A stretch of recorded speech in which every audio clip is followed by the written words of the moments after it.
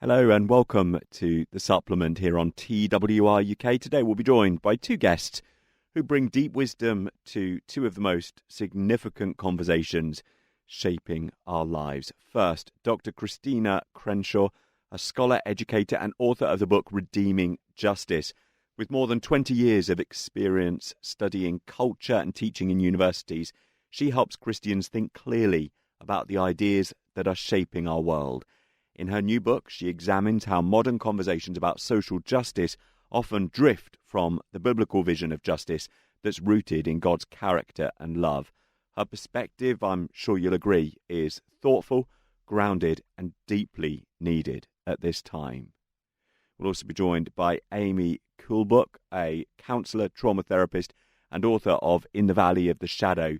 Drawing from her story of profound loss, her clinical work, and her Christian faith, Amy guides us into the sacred and often bewildering landscape of grief. She helps us to understand what suffering does to us, what it reveals in us, and how it can slowly become a place of transformation and hope. Two important voices, two vital topics, justice and grief, and a conversation that invites us to think, feel, and see the world more clearly. Don't forget that if you want to share a link to this programme or if you want to listen again, you can head to our website at twr.org.uk/on-demand. Let's begin by diving into one of the most emotionally charged and culturally significant conversations of our time: justice.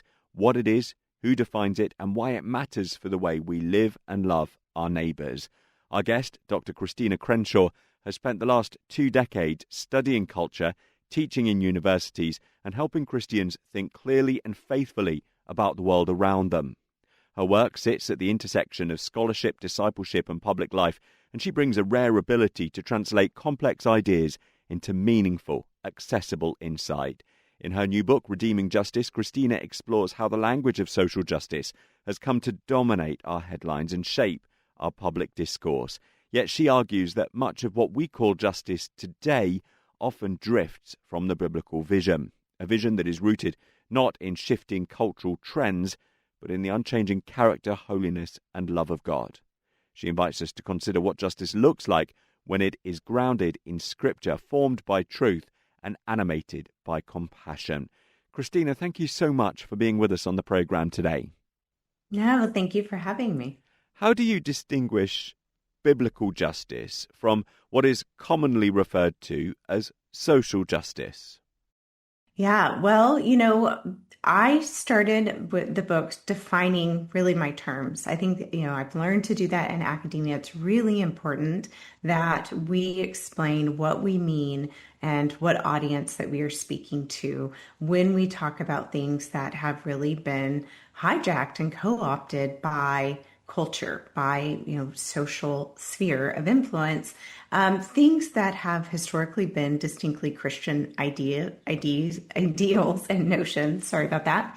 A little early here for us in the U.S. And really just discerning the difference between, well, what does culture mean and what does the Bible mean by this? And so one of the places I start as a touchstone, as a talking point for how we differentiate, is looking at, of course, what Scripture has to say about justice. So in the third part of the book, I actually walk through several different forms, 7, I believe, forms of justice throughout Scripture, of all pointing to God's redemptive plan for justice, but then also giving some attention to, well, what does the world mean by social justice? And so, of course, with social justice, it's predicated mostly on critical theories. If your listeners are familiar with Frankfurt School of Thought, they'll, of course, be familiar with Karl Marx and Marxist ideologies. But this idea of there's always an oppressed group and an oppressor, and the oppressed group has to, be overcome by the oppressors. And so we're constantly in this vicious cycle of deciding who is more oppressed, who needs to be leveled, whereas biblical justice comes along and says it turns out that you are all sinners, that you are all oppressors, and it's through Jesus that you find true freedom, not through these critical theories. So the book spends the first part of the first part of the book is looking at this cultural moment, and really by culture, I'm talking Western culture. I focus more on an American audience, but of course we know we would be remiss if we didn't talk about Western culture in general, because that has so very much shaped the UK, shaped American culture. The middle part of the book looks at worldview, because I make the case we can't really talk about justice until we talk about our worldview. Are we looking at life, at justice, at anything through a postmodern lens, through a nihilistic lens? Are we looking at it through a biblical lens? And then the last part of the book, part 3, looks at, okay, well, what does it look like to apply a biblical perspective of justice? What God deems to be good, true, and beautiful, what God deems to be redemptive and restorative and eternal, not just temporal. What does that look like to do that in a culture that's often, quite frankly, hostile to it? But we know as Christians, we're called to be faithful to it. Can we go back to this idea of critical theory? It's a term I've come across quite a lot. I'm aware that some of our listeners might not have done, though. Can you give us a couple of examples, recent examples of critical theory in action? Yeah, so critical theories, this was something I was actually trained on as an English major, taught at the PhD level English classes. And so it's very common to take a critical lens, a critical theory, again, popularized in the 1920s by the Frankfurt School of Thought, really coming out of Karl Marx's ideas of kind of communism, but then became very common in higher education as a lens to try to explain the world you're living in. So one modern, kind of postmodern example of that would be something like queer theory. So instead of reading To Kill a Mockingbird, that's a very quintessential American text, Harper Lee, we would read To Kill a Mockingbird through a queer or feminist theory lens, in that we make the main character Scout a lesbian. And so suddenly we're then hunting for clues of, everything is about Scout questioning her sexuality, or, really rising against the dominant misogynistic narrative of the time. And so it really changes the intent of the book. And then it teaches us to look for things that may not even be there by the author's intent. And it's meant to cultivate this sort of sympathy in Scout that, again, I don't know that we were initially supposed to feel.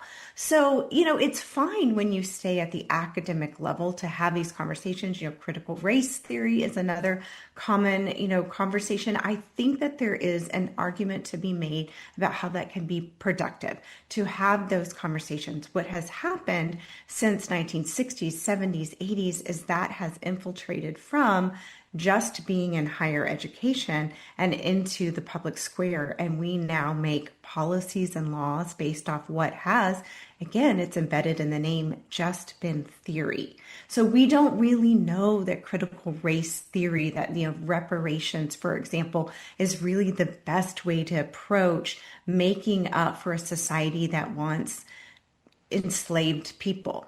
Something needs to be done, but when we look at it from a biblical lens, it gives us a perspective of, oh, you are no longer, master and slave. You are no longer Jew and Gentile in Christ.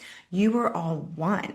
And it gives us this framework of, this is what it looks like to walk out freedom. This is what it looks like to walk out equality in a way that social justice never could.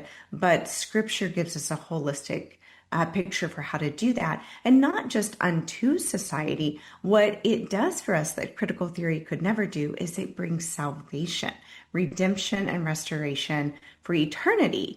And of course, social justice could never do that for us. Let me ask then a difficult question. I'm sure it's something that you will have thought about before. You've mentioned a few good examples there of critical theory. People that I've met that are deeply embedded in critical theory think it is the only way forward for society. We're trying to reach people like that with the gospel. How do you think we can reach those people by talking about biblical justice? Or is it just going to completely clash with their worldview? You know, yes and yes. So I wrote this for a Christian audience that had drifted pretty far left. So, I would say I was looking for sort of the center, those who are center right and are probably, too dogmatic and legalistic about faith to show them, hey, the other side is searching.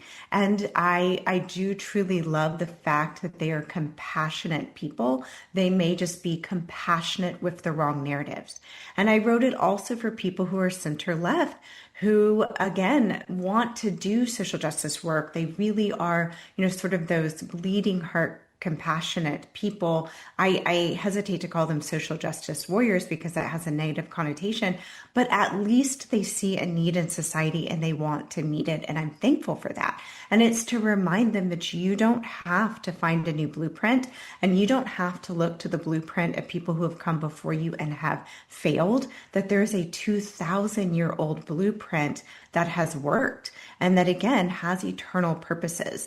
And so I think it would be hard to convince your staunch atheist, agnostic, because there's an element of faith. You've got to, the premise, you've got to believe that, God is God and Jesus is our Savior. I think in order to really believe and embrace this biblical justice narrative. But what I think anybody could gather around and would have a hard time denying is the fruit. So I do cite several examples of, let's talk about what the Catholic Church has done for medicine, particularly in America. I will say I didn't look quite as much at the UK, but in America, most of our hospitals have deeply Catholic roots, deeply Christian roots, because that was a very deeply held Christian value to take care of the poor and the sick. I look at soup kitchens, same. It wasn't the government that initially rose up to take care of the orphan, the widow, the homeless. These were churches that did that because there was a biblical mandate to do so. I do look at the UK first for the abolitionist movement, and I remind readers that even though Christians were culpable with slavery, we can't deny that history. It does us no good to pretend. We can at least come to the table with, but we were also the first to abolish it. That William Wilberforce and his Hannah More, several, which is a female, that we also have a long legacy of including and elevating females in a way that is not common in countries that are not Judeo-Christian in religion.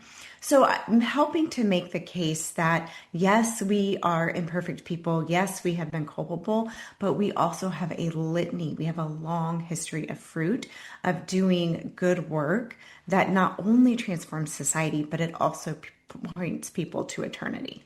Christina, what would you say to those who would be listening to this from a secular critical theory perspective, who would say, yes, but didn't Jesus care for the marginalized, so we should therefore support social justice movements?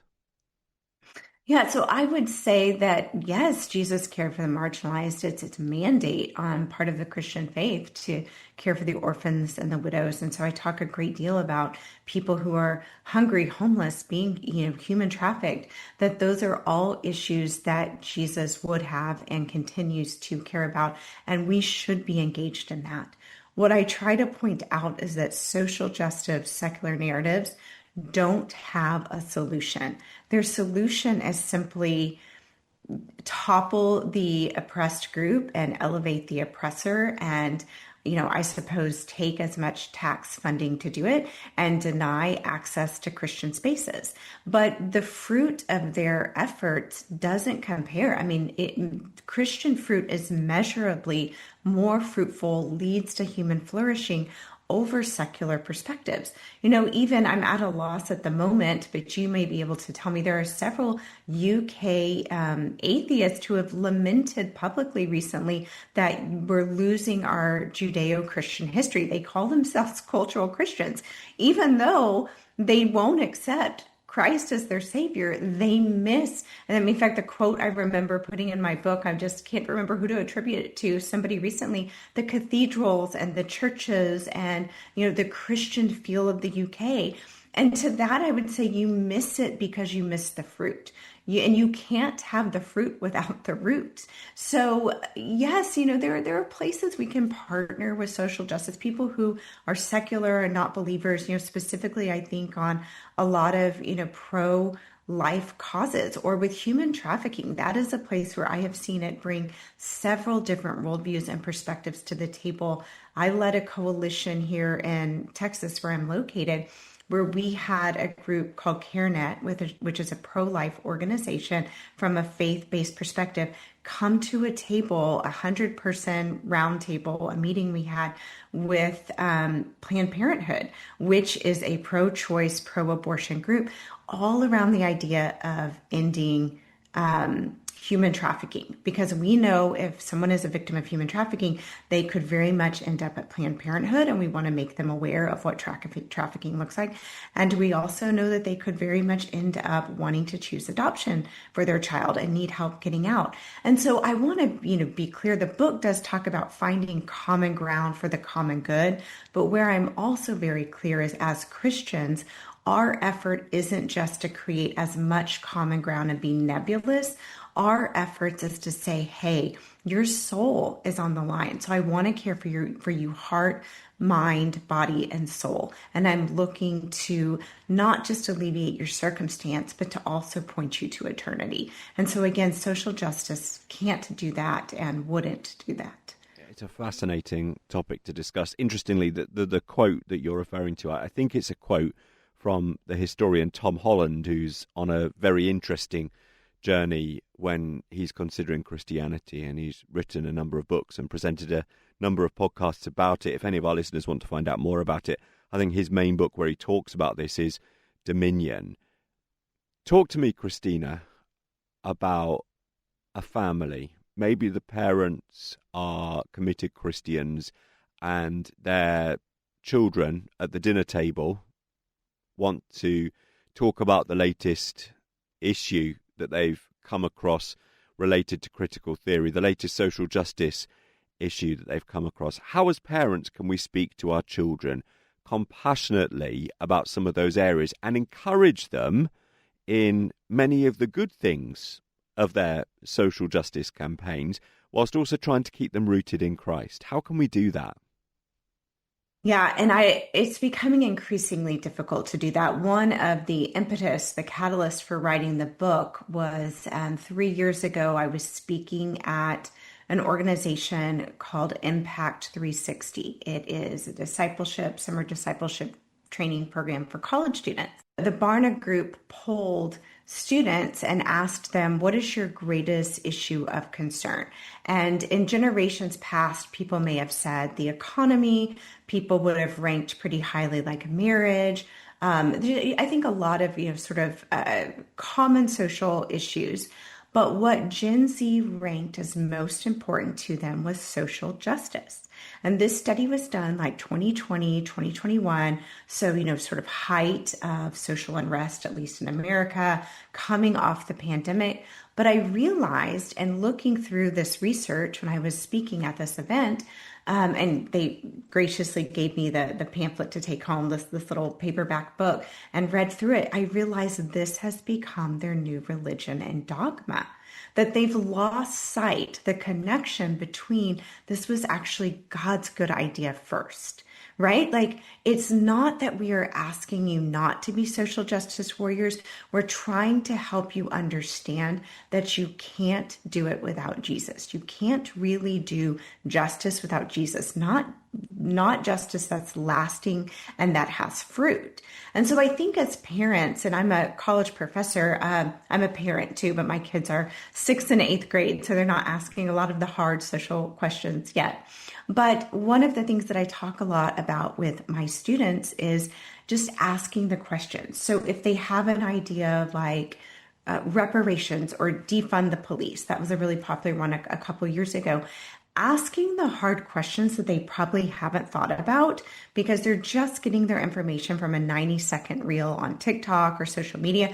And so when you say, if we defund the police, what then happens if we need them to show up at our door, or there are riots, just sort of asking these very sincere but probing questions rather than taking this approach of a lecture or, again, being, a diatribe on it. I think really just getting them to think critically about what they're saying. I find as a professor that that's more effective than just telling them where they're wrong. Similarly, with Israel and a lot of the social unrest there, just okay. Well, what would Israel do if it put down arms? What do you think that the end result would be? How then would they engage Palestine? And so even if you don't come to concrete solutions, and most of our world leaders can't either, so I don't know that the dinner table is going to solve it, but I think it at least softens the hearts of youth to, I had not thought about that. And you're right, this is really complex. Many So people, I don't know if that helps. it definitely does help. And I'm aware, Christina, that many people want to stay silent on these issues because actually, if you speak out about them in public, you can get a really hard time for it. And as an academic, you have spoken out publicly about a lot of these issues. I just wanted to ask you from a personal perspective what that's been like. Yeah, I have to say that my window into the UK is really only Twitter, and I am increasingly concerned for you guys. I see people getting arrested for things that would be clear just free speech issues in the United States. And I do think that that is serving as a warning to the US. I think on both sides of the aisle, we are constantly surprised by, I was reading a couple of weeks ago, a woman arrested for being blocks from an abortion clinic praying. As best I know, she wasn't doing anything pugnacious other than if we're going to consider prayer pugnacious. And so I do think like, wow, I have never been more appreciative for the right to free speech and wanting to protect that, because I think if you lose that, then all other ability to speak out falls apart. But that said, the US isn't without persecution. I experienced my own version of this in 2021 when President Biden and his administration took office, and one of their first executive orders was to roll back Title IX. In the United States, Title IX was established in 1972 to protect women's spaces. So this is from sports to educational spaces. It just set up the foundation of there's a biological difference between male and female, and it really was meant to elevate females. So if we're going to say that a university has a male basketball team, well, then we need a female basketball team. And if males have a court to play on, then females do a court to play on. And if we're giving out X amount of scholarship to males, then we need to give out X amount of scholarship to females. Like, we take these established liberties for granted, but it's really only been in my mother's lifetime that these have actually been recognized. And so Biden came along and he said, actually, anybody who identifies as a female can capitalize and occupy female spaces. So I replied to a tweet of a friend of mine, Dan Darling, who said, we should be concerned about this. Like this, he's a father of 3 girls. And I said, as a female, I am concerned about this. What if we don't want males in our spaces? Do we not have a voice? No. And I think that's pretty much verbatim the tweet, and particularly before Elon Musk bought it and you were limited as to what you could say. Now you've got more room. That tweet then inspired students at my Christian university to start a petition to get me fired. They then called me transphobic. They wrote an article that went viral because the title of it was Dr. Crenshaw is Transphobic. Evidently, there was an LGBTQ list at the university, unbeknownst to me, and I was on it because they thought I was a safe professor all these years. And so the sad irony to me there is whatever you saw in me, which is really Jesus, whatever you saw in me that felt safe and loving and caring and compassionate up until Monday, that is who I was. It is who I am. Just because I cannot placate to a false narrative that undermines biology, and at a Christian university that undermines a biblical definition of male and female, that doesn't mean that I'm a bad person or that I'm not an ally in the sense that I want the best for you. I want God's best for you.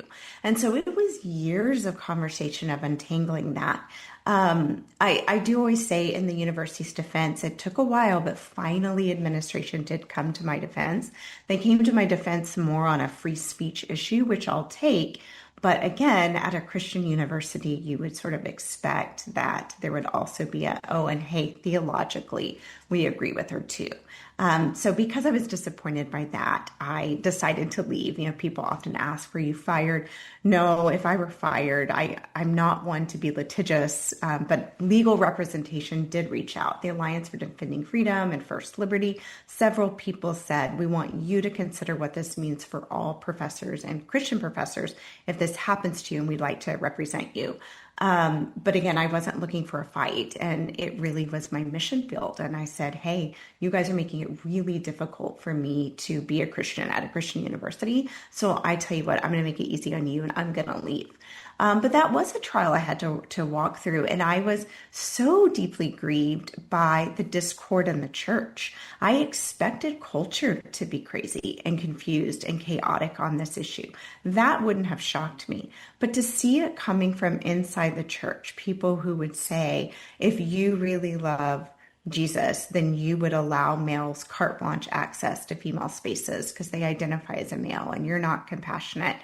That was a lot to have to sit and think and reconcile, but it was the catalyst for the book because I realized, oh, you think you're doing justice. That's what you think you're doing, but you're not really doing it according to God's moral standard, God's righteous standard, which is far more right and loving than we could ever be. I'm interested, Christina, to hear your story, and thank you for sharing it. When we talk about persecution, I'm hearing your story and you were vindicated, but I wonder if you would consider that what led up to the vindication was your punishment for sending out that tweet, was the emails that you received, having to read articles about yourself, eventually, if we're being honest, having to leave your university. Did you consider that as punishment even though you were vindicated? Well, and I don't even know the technicalities on can you vindicate yourself? I suppose that I did. I wasn't necessarily vindicated by anybody else. I was supported, certainly. There was a small but very vocal group on campus and groups of alumni who called the university and threatened to have me fired. I still have a screenshot. I've never made it public, but it was just one of those things where I thought I may need this in the future, where she said, I am going to make sure the university never allows you to step foot on campus again. I have a screenshot of someone who said, we know where your children go to school and we're not afraid to hurt them. It makes me teary-eyed every time I say it. Because my kids were kindergarten and second grade. We're not afraid to hurt them like you've hurt us. As if my verbal words standing in solidarity with women are somehow a attack on them. We've talked extensively about how speech is not violence. Violence is violence. We've come to have that conversation in recent years, but in 2021, we were still living under the false notion that if you say something I don't like, I have the right to punish you and with violence for that. So yes, I have a litany, a long list of very hateful, not as much in the form of emails, but comments to social media, emails to social media. Nobody would really put their name on an actual like a Gmail or our university system, because I think that there is that place of accountability of they want to do it under the guise of anonymity. So certainly I had to walk through that fire of, what if they do take action and call my kids' school and try to harm them? And my kids' school knew what was going on. I live in a small community. So they did alert their teachers and just kind of put them on notice. Thankfully, nothing ever transpired. But 1 year later, there was a Nashville Christian school shooting over this issue. A girl who was going through transgender transitioning went to Nashville and shot her Christian school over this issue. And so I was very much reminded that this is real and there is a cost to speaking out. And part of the reason I do so very cautiously and humbly with the platforms I use, but I do it, is because I realize I'm in a unique position to do it. I'm financially okay, so I could leave my job. My husband has a great job, which allows me to do it. I live in a country that still professes to protect free speech. I'm in a state that allows you to, arm yourself. So I realize that I'm in a place where I have an opportunity to steward this, that it would feel like poor stewardship to stay silent. And I think that's what I've seen J.K. Rowling do as well. Now, I don't know. I don't follow her every move. So is she sometimes overly pugnacious? I don't know, perhaps. But she realizes that she's in a privileged place of being able to speak up where others can't. And so that's really my heart too. And speaking up on any issue, it's to point people to Jesus. But it's also to say that if I don't speak up, then who am I doing this at the expense of? To stay silent. Who is not the recipient of a story that needs to be told? Dr. Christina Crenshaw, I have really, really enjoyed our conversation today. I wish I could carry it on, but we are sadly out of time. It's been really nice to hear from you today. Thank you so much for taking the time to speak to us. Yeah, thank you for having me. And I would just encourage your listeners, this book was really written for people who are under 40 and really for Gen Z and millennials. But I think parents wanting to understand too, it's a great book for them. And people sometimes ask, how can you find me? I don't hang out on Twitter X all that much, particularly after what happened. But I'm on Instagram. That's another way people can reach out and get in touch. So. And the book, if anybody's interested, is called Redeeming Justice, and it's available now. Christina, thank you so much for taking the time to be with us. No, thank you for having me. This is The Supplement on TWR-UK. Before we move on to our next interview, I want to take a moment to highlight another programme here on TWR-UK that I think many of you will appreciate. It's called Lives of Faith. Each episode takes us into the stories of Christians from the past whose faith didn't just shape their own lives but left a lasting mark on the world around them.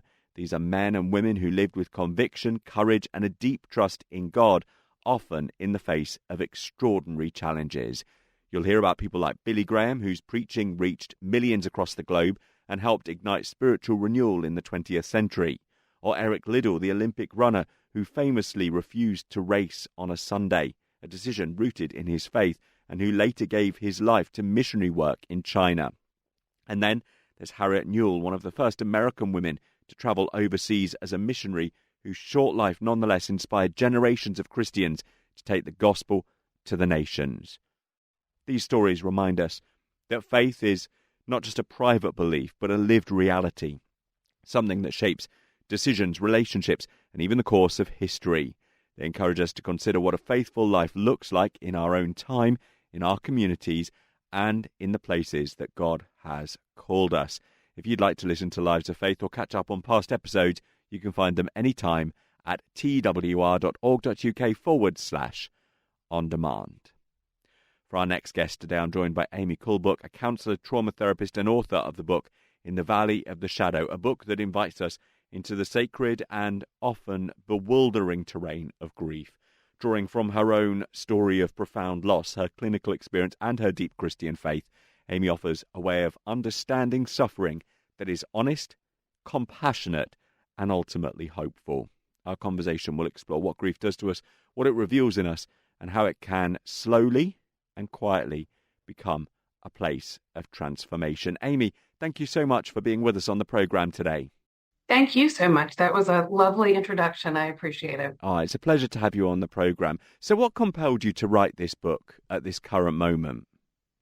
Well, my father was an author, and I have long felt that I would follow in those footsteps. A book that I originally had turning around in my head was secular, trauma focused, because that's a lot of what I do in the industries, at least what I started doing when I started my career. A lot of secular work, a lot of acute trauma.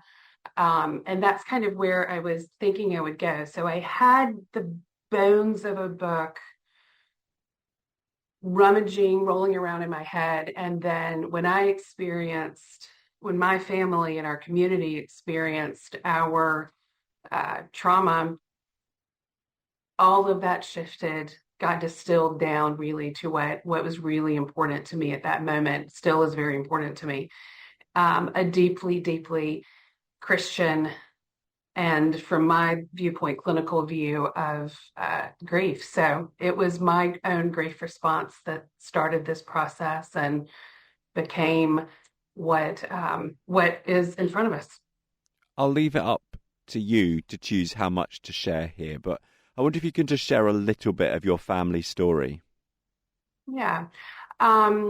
Grew up very, very close family, three siblings. I had three siblings, and my parents were fantastic humans. And my dad had a dream of acquiring enough property to where the four of us could build on it if we wanted to and raise our families. And so my husband and I decided to do that and moved out to the land with them in 2009. We were followed by one of my brothers and his wife 10 years later. And that was 2019 when my brother Jeff, and his wife Katie and their two children joined us out there. And it was just lovely. My children were raised out there and, ran through the woods and over the pond to get to Nana and Papa's house. And, holidays were giant and lovely. And it was really, we were very, very blessed. And then April 7th, 2021, middle of a Wednesday afternoon, a former NFL football player, Philip Adams, came onto the property and shot two HVAC workers, James Lewis and Robert Shook, who just happened to be working outside in the driveway, and went inside and killed my parents and my brother's children that they were babysitting. Ada and Noah were 9 and 5 at the time. How did you even begin to process what had happened? Well, that's a really good question. I think initially, and I think a lot of people who have experienced, does not have to be a mass shooting trauma, does not have to be a mass casualty trauma, but loss, sudden loss. I mean, there's a lot of times there's no processing in the beginning. You don't begin with process. You begin with you begin with shock, right? You begin with dissociation 9 times out of 10. You begin with your one part of your body, your thoughts, your emotions, your physical body taking over and manning the crisis, if you will. And then once you can absorb enough of the impact of the loss, once the information starts to really get into your system that this is real, this has happened, this is happening to me, you start to kind of reintegrate a little bit, and then the processing begins to happen. But for me, initially, there were just smatterings of thought, and I've got to get to my family, I've got to get to my brother. We've got to just take one bit of information at a time and address that need at the time. And that was days, weeks, I think, of that, just answering one question at a time. That's all really I think we could do for, a good minute. In the aftermath of all of this, what was your perspective on your faith like? Well, my story is not the same as everyone else's. In the immediate aftermath, I talk about it in the book. It felt like over the property, over the land, even though it had been witness and home to such atrocity. It felt like there was a dome of protection over the land, such a heavenly witness to what we were going through. It felt safe and warm, and we felt covered. I know that's not everybody's experience, but it was a gift. It was a gift for us. And many of the people that were there during those early days and weeks can attest to that kind of inexplicable experience of it feeling so warm and covered and safe during that time. It was a blessing. So those moments, there was not a crisis of faith. It was quite the opposite. We felt the undeniable presence of God in those moments. Well, thank you so much for sharing that story with us. For the rest of the interview today, we'll talk a little bit more about how you've gone on to process grief, how you thought about it since that day in 2021. I was interested when I was reading the book that you describe grief as both mysterious and transformative. How did you see those two ideas working together in real life? So the transformation piece of it is non-consensual, right? We are transformed by grief, whether we want to or not. And I talk about in the book, whether we participate in that restructuring or transformation or not. And so I really urge people to consider when you're experiencing grief, loss, it really doesn't matter I don't grief rank, right? I don't rank trauma. I don't rank grief. Loss is loss, pain is pain. And so whatever that looks like for you, really hitting it head on, confronting it, asking yourself in these moments as a restructuring is happening internally and a lot of times externally, what do I want to look like as I'm going through this? What do I want to look like on the other end of this? What is important to me? I talk about sometimes in grief, our priorities come into super sharp focus. Not what we want our priorities to be, but what our lives and our actions prove our priorities to be. Come into sharp focus. And that can be really painful for some of us when we realize that we are not living congruently with what our values are or congruently with who we want to be. That can be a whole nother grief on top of grief, right? Pain on top of pain. So giving yourself permission to confront those questions, confront that transition, that transformation as it comes up, gives you so much of a better chance to come out of it with intention and with meaning. There's brain science about breaking a habit that you brush your teeth with the wrong hand. So just imagine brushing your teeth with the wrong hand. What that does to your brain. It feels so, even thinking about it makes me a little anxious, even thinking about it.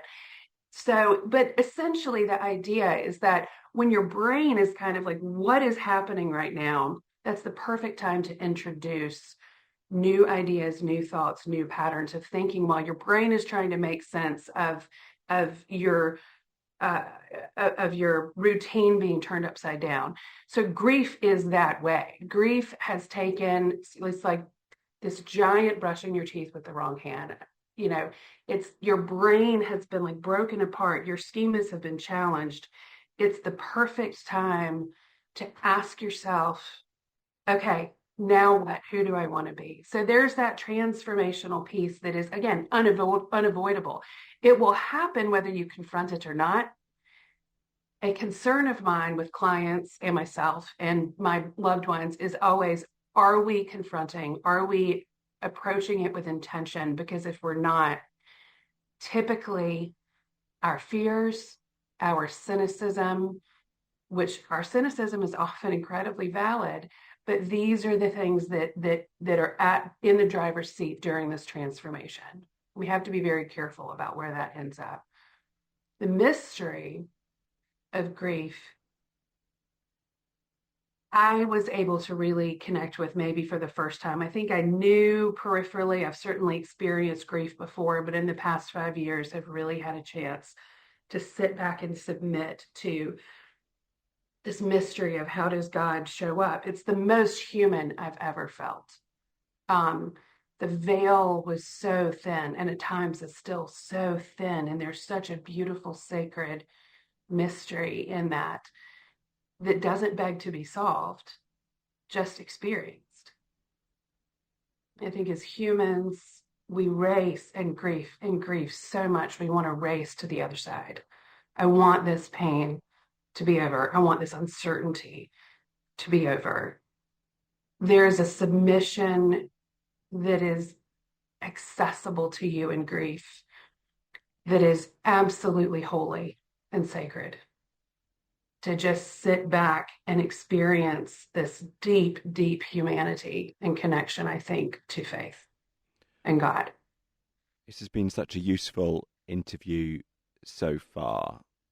How can someone tell the difference, Amy, between healthy grief and getting stuck in it? So I have a love-hate relationship with the idea of being stuck. We certainly can get stuck, and that's absolutely true. You know, a non-movement in grief can happen, and it's easier for us to recognize that in ourselves than it is from the outside, because movement in grief can at times be like giant leaps in, development, or giant leaps in insight and purpose and planning, and at other times can be unrecognizable, that movement, to even our closest loved ones. So grief can be slow, can be very, very slow. The journey through it can be very, very slow. And that is completely okay. So a lot of times what looks like stuckness in our loved ones is just the tedious bricklaying of grief. Just one brick, and that can be incredibly painful, one brick at a time. So I think how we know that in ourselves is really asking yourself, it's that confrontation, right? That confrontation with, am I being intentional? Am I focusing on how I want this change to impact me? What I want that to look like? That constant confrontation, it doesn't always result in giant leaps forward in the grief process. But just sometimes that's all we've got, right? Sometimes I'm going to get through this. I'm going to get through this. I'm going to be a better human. I'm going to make a difference. Whatever that inner voice is, sometimes that's the most that we can muster, and that is totally okay. So now that being said, we do need movement. I tell people so often, the opposite of depression is not joy. It's not happiness. It's action. It's movement. Depression is a stuckness.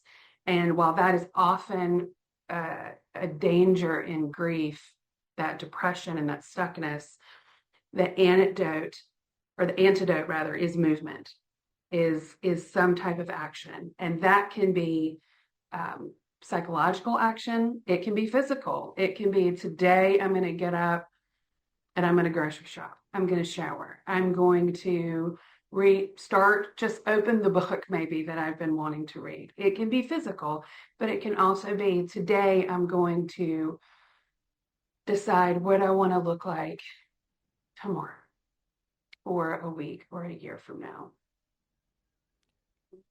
Let's pivot the conversation slightly and talk about how we can support people in our midst who might be going through grief. Now, I think a lot of our listeners would probably find themselves in the boat where actually for the first couple of weeks after a significant trauma, they're quite good at supporting people. They take meals around, they offer to go around and chat to people. But I was recently speaking to a friend who lost his adult son, and he was talking to me about how even a significant period of time on, it still hurts, but everybody has almost forgotten that his son even existed in the first place. So how do we deal with long-term grief? How can churches handle long-term grief? Yeah, thank you. That is an excellent question. My sister refers to kind of the slow dropping off as people noping out. And the reason people nope out is because it hurts to be close to death. Any type of, divorce, any type of grief, it hurts, but especially death, it hurts to be near it. And what I want to know from you, if you're going through grief, is that it's going to be okay, is that it is survivable. I just need to know that you're okay. I need to know that things can get back to normal. My system needs to know that you are okay. So if you imagine all of our caretakers and caregivers, our churches, our communities, subconsciously, that's what they need to know. And they're going to tend to the open wound, right? They're going to triage. They're going to bring the casseroles. They're going to show up. They're going to organize things around you, which is so amazing and lovely and wonderful. And I am forever grateful for that. The triage is fantastic. But the long-term healing, if I'm going to step into that, I'm going to have to acknowledge that it's not okay. Death is not okay. This is not the way it's supposed to be, right? We are not designed to rebound from death. It's the ultimate sting, right? Without Christ. So we're not, even though my system really is like, if you say you're okay, I'm great. Okay, great. I can stop with the casseroles. When I ask you, hey, how are you? I'm going to really hope that you're like, I'm fine, right? That's typically how we are when we want to get to a point with the people in grief that everything is going to be okay. So my advice on an individual level is just because you don't know what to say and just because you don't know exactly what to do doesn't mean don't show up. A lot of people choose to step away because there's fear. There's fear. I don't want to re-open that wound. You're not going to re-open the wound. The wound is just there. You're just going to acknowledge that it's there. And someone who is grieving, one of the most valuable things that I've experienced is those who are willing to just bear witness, just stand in the trench. People grieving don't need to be fixed. They don't need for someone else to say all of the right words because there are no right words, right? That's not what people need. People just need to know that they are not alone in it, that their grief is not too scary for the people around them. That is an isolating thing. Grief in and of itself can be so isolating. I might isolate myself because of my grief, but it can be so isolating when others hesitate to enter in or don't. Or if I look okay and I sound okay, they're going to make the assumption that like, we're done with that. And so I would say, challenge yourself first off on an individual level. When you ask someone, how are they? Maybe ask them instead, what do you need? What can I do? And for those of us who are grieving, when someone asks us, what do you need? It's really hard to answer because I need my loved one back. I need to not be in pain. I need to not have cried in the closet all night last night. So for us to maybe interpret that question as, how can I love you? So let that interchange be what's really being spoken. How can I love you today? I've really loved this interview, Amy, and I'm so grateful for the time that you've given us. I've got one final question, if I may. We never know where people are at when they listen to a discussion like this, but I have met Christians in the past who are determined to do the grief journey on their own because they feel that God alone is sufficient, which he is, of course, but that they don't want to reach out for support because they feel that because they're strong Christians, they should be able to do it themselves with God's help. At what point should someone in that situation reach out for official support, counselling, or trauma support? Well, I first want to address that stigma of needing help from a Christian standpoint. One of my favorite, I have a lot of favorite things about God, but one of my favorite things is that we were created to be in relationship. So simply, we were created to do this together. And yes, God is sufficient, but he created us to toil together, to cry together, to love together, to be and to enjoy his creation together. And so there's no mystery to me that all of the things that we experience as humans and in this life, God intends us to experience together and to help us get through together. So one of my favorite things about being a therapist is that this relationship is authentic. And it's the relationship itself that is safe and secure and confidential that facilitates healing and growth. So how do you know when it's time? Well, if you're grieving, if you're struggling, yes, it is time to bring in help, period. We are intended to do it in tandem with one another. I mean, I think about the Trinity as the perfect example of even God himself in parts, in relationship. So that is our ultimate model. So find your people. Professional help, yes. Find someone who is versed in trauma and grief. If you come from a Christian worldview, it's very helpful to have a therapist who has a Christian worldview, and go from there. And you don't need to be at the very end of your rope before you reach out. You're created to do this in conversation and develop language with your words and in relationship.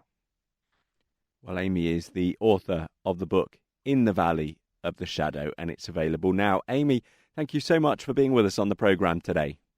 Thank you so much. I really appreciate the time. Our guests today have been Amy Kulbok. She's a counsellor, trauma therapist, and author of the book In the Valley of the Shadow. I really enjoyed speaking to her and hearing all about her honesty and the way that she has tackled grief and how she's encouraging others to think about their grief story, especially in the light of the Christian gospel. Once again, her book is called In the Valley of the Shadow. We also heard from Christina Crenshaw. Her book is called Redeeming Justice. If you've ever wondered what fuels a life lived wholeheartedly for Christ, then it's time to explore the remarkable stories waiting for you in Lives of Faith on TWR-UK. Across the series, we step into the journeys of men and women whose obedience to God shaped nations, inspired generations, and left a legacy that still speaks today. And the best part is you can listen to every episode right now on demand. Revisit the life of John Stott, the humble pastor theologian whose clear biblical teaching helped shape evangelical Christianity around the world. Discover how a man so softly spoken became such a steady global voice for truth.